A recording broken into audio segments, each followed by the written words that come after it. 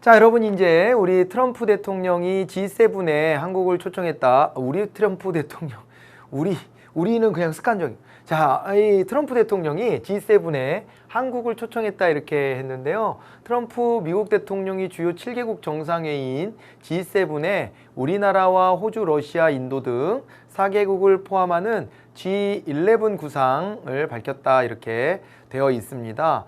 그래서 이게 G11, 11 호주, 러시아, 인도, 우리나라 4개가 합쳐지면 11이 맞구나. 11이 맞고 그 다음에 여기다가 브라질을 넣으면 12가 되는 거군요. 12.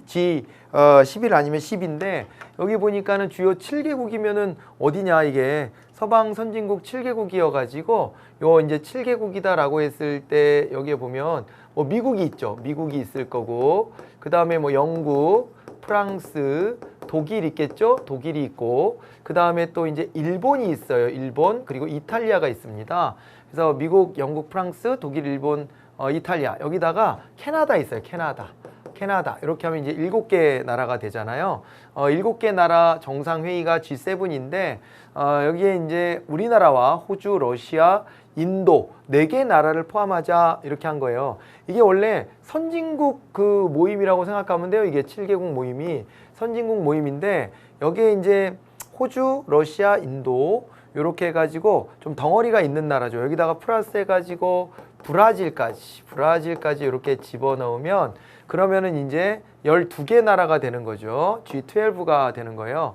그래서 우리나라, 호주, 러시아, 인도 이렇게 4개국을 포함한 G11. 원래 이제 G8도 있어요. G8도 있는데 이러면은 요거는 G7에다가 플러스 요거 1 러시아예요. 러시아. 이게 이제 러시아인데 이제 G7 말고 G8은 이게 상설화되어 있진 않아요. 그래서 상시화되어 있는 G7을 기반으로 호주, 러시아, 인도, 한국 이렇게 이제 포함해서 가든가 아니면 브라질까지 포함하자. 뭐 이렇게 이제 제안을 했는데 우리나라 입장에서 이제 드디어 선진국 대우를 제대로 받는구나라는 생각이 들어요. 물론 뭐 인도랑 브라질이 들어가는데 그게 맞습니까? 이렇게 하실지도 모르겠지만 인도가 이제 한 1, 2년 뒤쯤이면 세계에서 가장 인구가 많은 나라가 돼요. 그리고 이제 GDP 성장 속도도 매우 빠르고요. 그렇습니다. 브라질도 남미에서 가장 중심 국가이고 그렇게 돼서 몇몇 국가들을 넣었는데 아시아로 따지면 일본도 있잖아요, 이미. 그런데 우리나라를 넣자라고 한 것은 우리나라 위상이 그만큼 올라갔다는 것을 보여주는 것이기도 합니다. 그런데 사실은요. 네, 그렇게만 볼 수는 없는 측면도 있는 것은 딴 게 아니라 이겁니다. 이게 사실은 이제 중국을 좀 이렇게 휘감는 전략 아니냐, 중국을 견제하기 위한 거 아니냐, 이런 의구심이 굉장히 커요. 이게 보면 다 들어왔는데 있잖아요. 거대 국가에서 중국 하나를 빼놓고 가는 거 아니에요? 그래서 이제 중국을 견제하고 중국을 두드려 패가지고 자국의 이익을 극대화하고 자국의 이제 정치적으로 이제 좀 이제 표를 좀 이렇게 결집시키려고 하는 트럼프 입장에서 봤을 때 이제 중국을 고립시키는 전략으로 들어간 거구나 이런 생각이 딱 들죠. 순수하게 이게 경제 규모 선진국들의 클럽이라고 보기에는 인도나 브라질이 들어가고 특히 또 러시아 같은 데 들어가고 또 미국하고 어떻게 보면 군사상으로 이렇게 그 동맹이 되어 있는 데가 또 호주도 이제 빼놓을 수가 없거든요. 호주나 또 우리나라도 마찬가지잖아요. 한미일 동맹 같은 거에 기반이고 그런 겁니다. 특히 우리나라는 중국하고의 어떤 교역 규모도 어마어마하고 해가지고 우리나라의 교역에서 가장 큰 비중을 차지하는 게 이제 중국인데요. 중국 입장에서도 우리나라가 몇 손가락 안에 들어가요. 그러니까 그 정도로 엄청난 교역을 하기 때문에 이거를 떼어내기 위해서 우리나라가 꼭 선진국 반열에 올라서라기보다도 떼어내기 위해서 이제 우리나라를 여기다가 포함시키겠다라는 전략을 구사하는 게 아니겠는가 하는 생각도 사실은 지우기는 좀 어렵죠. 그리고 원래 미국은 중국하고 싸우기 전에는 러시아랑 싸우는 나라잖아요. 옛날에 이 냉전 체제 때 미국을 위시한 자유주의 세력과 소련을 위시한 공산주의 진영이 싸웠던 거 아니에요? 물론 이 소련이 해체되고 러시아는 자유주의로 넘어오고 시장 경제로 넘어왔지만은 그렇지만은 러시아하고의 관계도 그닥 좋지만은 못했는데 유일하게 이 트럼프 대통령 때 와가지고 러시아하고의 막 스캔들이 터져요. 러시아가 트럼프 대통령 당선에 뭐 도움을 줬다는 등 뭐 이런저런 구설 수도 있고, 그것 때문에 트럼프 대통령이 탄핵의 위기에도 몰리고 이렇게 막 했었거든요. 그 러시아가 또 요 안에 쏙 들어가 있는데, 러시아는 좀 불편한 기색을 좀 보이고 있어요. 러시아는 중국을 고립시키기 위한 거라면 우리는 동참하기 조금 어렵지 않을까, 이런 이제 입장을 가지고 있고, 우리나라는 뭐 이제 아니 뭐 좋다, 뭐 못할 거 있냐, 이렇게 이제 입장을 정리를 했어요. 트럼프 대통령이 직접 문재인 대통령한테 전화를 했는데, 문재인 대통령이 아니 뭐 꺼리낄 거 없다, 우리 좋다, 이렇게 해가지고 화답을 했고요. 마땅히 들어가겠다 이렇게 했고, 이 중국이 좀 불쾌해할 수도 있는데, 중국도 이걸 뭐 마냥 막기는 좀 어렵죠. 이런 기회가 우리한테 왔는데 막기는 어렵고, 오히려 일본이 막고 있다고 앞전에 지금 말씀드렸잖아요. 그런 이제 형국이다, 이렇게 살펴보실 수가 있을 것 같아요. 자, 이제 그런 속에서 우리가 이제 중국을 좀 설득할 수 있는 논리는 이런 거죠. 여기 들어가서 일방적으로 중국 때리기만을 이제 여기서 이제 막 옹호하고 우리 그럴 입장은 아니잖아요. 그러니까 우리가 또 이제 중국하고 같이 갈 수 있는 길도 우리가 얘기를 좀 전할게, 이러면서 이제 중국도 좀 달래고 이래가지고 이제 요 활동을 같이 한다면 우리나라 입장에서는 정말 나쁘지 않은 기회가 될 것 같다, 이렇게 이제 전문가들이 판단을 많이 하고 있습니다. 그리고 트럼프 대통령이 앞서 봤던 그 프로이드 사건이라든가 이런 거에 대한 대응이 굉장히 적대적이에요. 그러니까 인종차별주의자들의 편에 서 있어요. 솔직히 극우의 그 정서를 가지고 있는 사람들의 표를 긁어 모아서 대통령이 당선됐다 해도 과언이 아니잖아요. 그러다 보니까 아무래도 트럼프 대통령 같은 경우는 이 지금 입장이 백인 우월주의 쪽에 좀 가까운 것 같은 느낌이 많이 있어요. 네. 그래서 지금 오늘 제가 여기 지금 강의하러 들어오기 전에도 트럼프 대통령이 백인 남성 여성 부부로 보이던데, 그 둘이 이제 총을 겨누고 시위대를 향해서 막 총을 겨누고 다니는 것을 그걸 리트윗했대요. 그러니까 이런 식으로 자꾸 하면은 트럼프 대통령 재선 어렵지 않을까요? 어려울 것 같은데요, 아무리 봐도. 네, 그런 상황이 되면 이게 이제 결성이 된 다음 얼마나 유지될까도 조금 걱정이긴 하지만, 아무튼 간에 이게 중국을 고립시켰다는 전략이 정권이 바뀐 다음에도 미국의 이제 전략으로 계속 유지될 것인가는 좀 지켜봐야 될 부분이 있습니다. 미국은 지금 이게 투키디데스 함정 제가 말씀드렸잖아요. 투키디데스 함정. 그 투키디데스 함정이 있어서 1등하는 국가는 2등하는 국가를 쳐내려고 할 수밖에 없어요. 그거는 뭐 자명한 일입니다. 그렇긴 하지만은 트럼프처럼 막무가내로 세계의 무역 질서를 막 훼손해 가면서라도 어떻게든 막 이렇게 밀어내려고 하는 그런 것들보다는 좀 완화되지 않을까라고 하는 기대는 좀 들죠. 자, 이제 오바마 때도 중국을 견제하는 전략을 썼지만은 그래도 교역이나 이런 것들을 막 크게 훼손하거나 그러진 않았었거든요.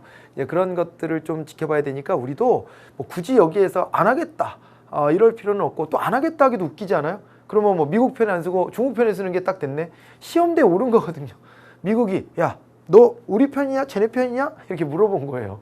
물어봤는데 거기서 아니 나는 난 못하겠는데, 이렇게 하면은 너무 이거는 또 이거는 또 이제 그 어떻게 보면은 미국하고의 좀 담을 쌓는 이런 게 좀 되지 않겠어요, 그죠? 그래서 그럴 수 없는 상황이고 중국에게 이해를 구하면서 참여할 수밖에 없는 상황이지 않겠나, 이렇게 보여집니다.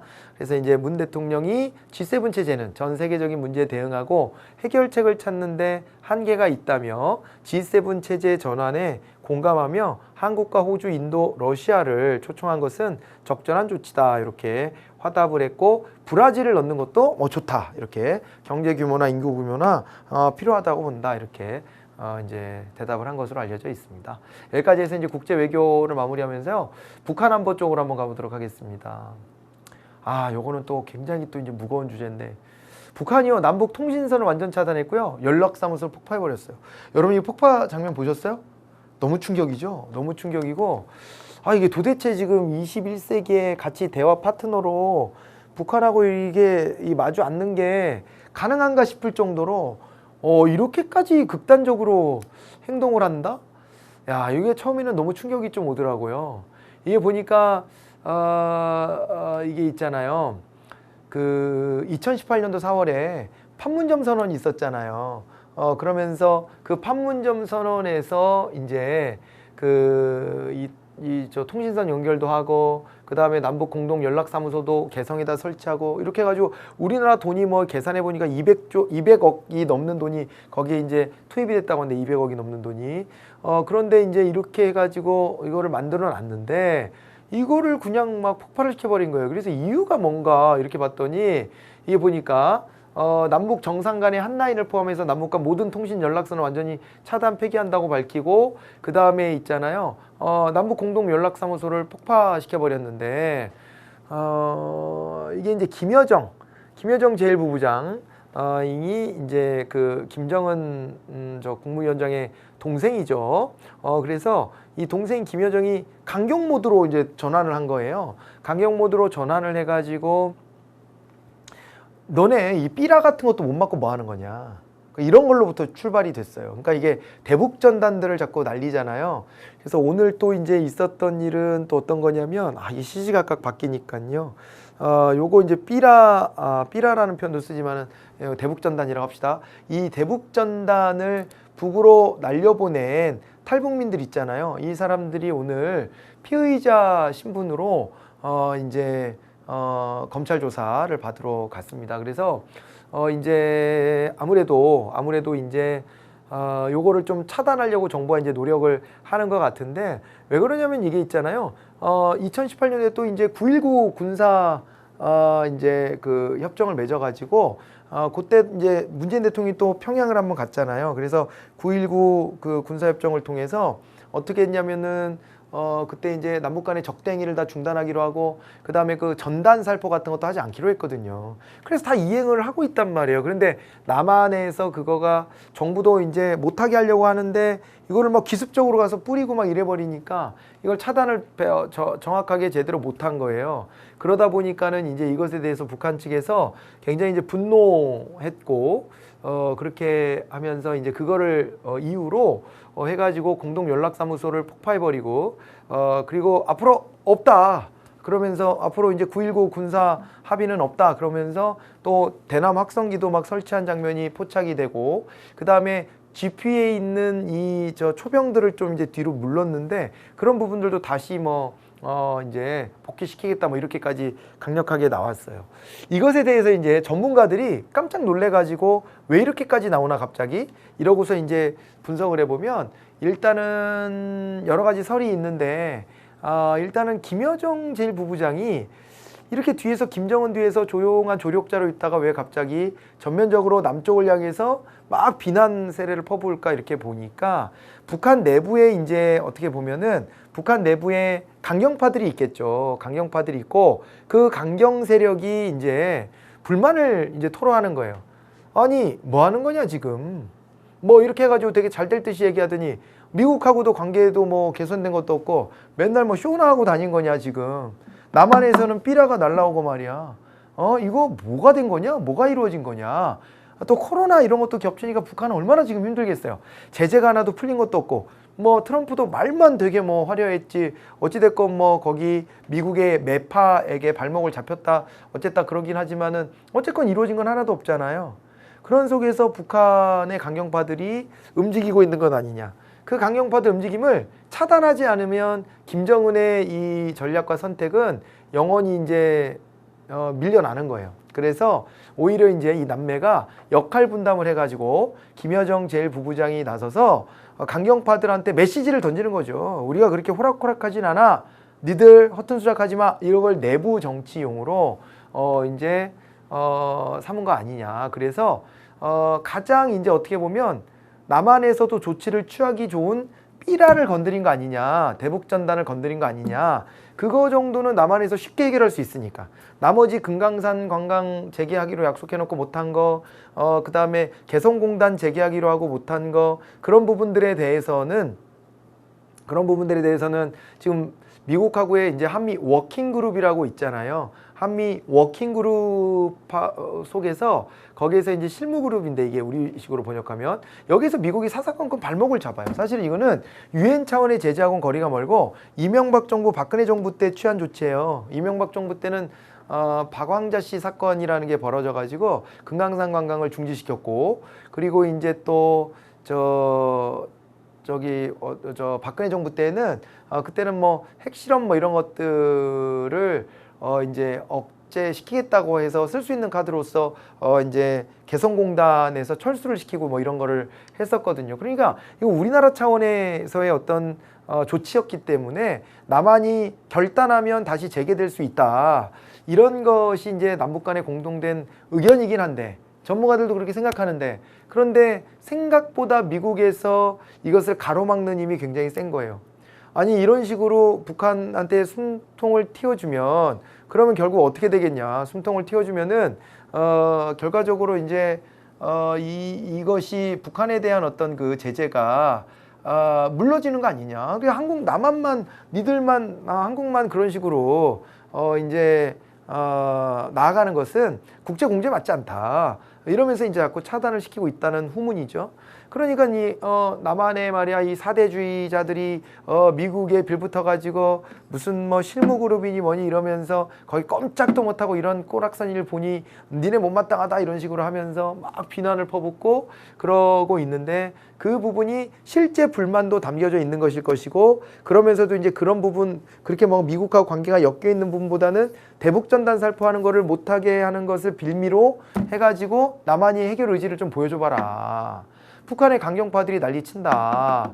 뭐 이런 게 아니었겠나, 이렇게 이제 우리가 분석을 하기도 합니다. 그래서 김여정 제1부부장이 그런 부분을 가지고 먼저 총대를 메고 이렇게 나선 거 아니냐 했고요. 그리고 이제 군사합의 다 파기하겠다 그래 놓고서는 얼마 지나지 않아서 김정은 위원장이 이제 일단 유보해라. 일단 유보해라. 이렇게 해가지고 확성기도 다시 철수하고 이렇게는 돼 있는 상태예요. 남한에서는 어떤 조치가 이제 그래서 들어가졌냐면 대북전단 금지법을 지금 추진하고 있고요. 이것이 이제 기존에는 여당의 의석이 과반이 안 됐기 때문에 제대로 이제 이런 법을 만들기는 좀 어려웠어요. 왜냐면은 저 보수 야당이 왔을 때는 야, 이게 뭐 하는 짓이야, 이게 북한한테 할 말도 못하고, 이렇게 이제 생각을 하니까 이런 것들에 동의가 안 됐단 말이에요. 그런데 지금은 이제 강력한 여당이 등장했으니까 대북전단 금지법 하겠다는 거예요.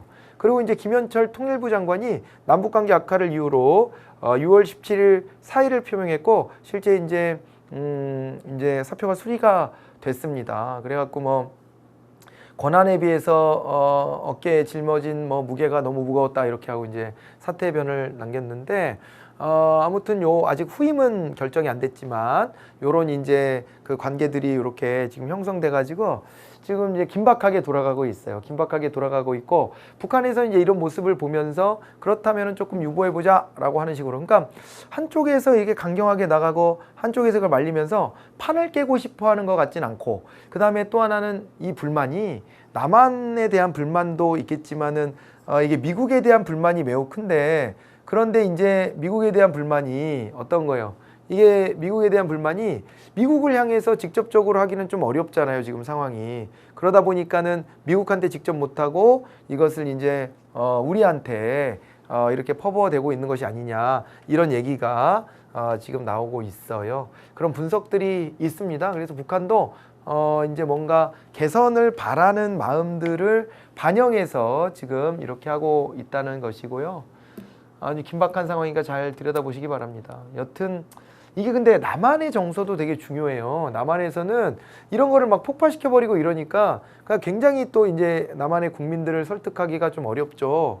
당장에 그 밑에 달린 댓글들을 보면은 북한하고 대화하지 말자. 북한 뭐냐 이게. 그리고 이제 우리 돈 이거 어떻게 할 거냐. 그러면서 정부 비판도 당장 크게 이렇게 나타나고 있는 실정이에요. 그렇기 때문에 남한의 어떤 정치적인 그 명분을 주는 것도 매우 중요하지 않나, 이렇게 보여지고 있는 그런 상황이라고 생각을 해봐야 될 것 같습니다. 자, 여기까지 해가지고 우리가 이제 북한 안보까지를 봤고요. 북한 안보에 관련돼서 이 뒤에 내용이 참 또 있었네요.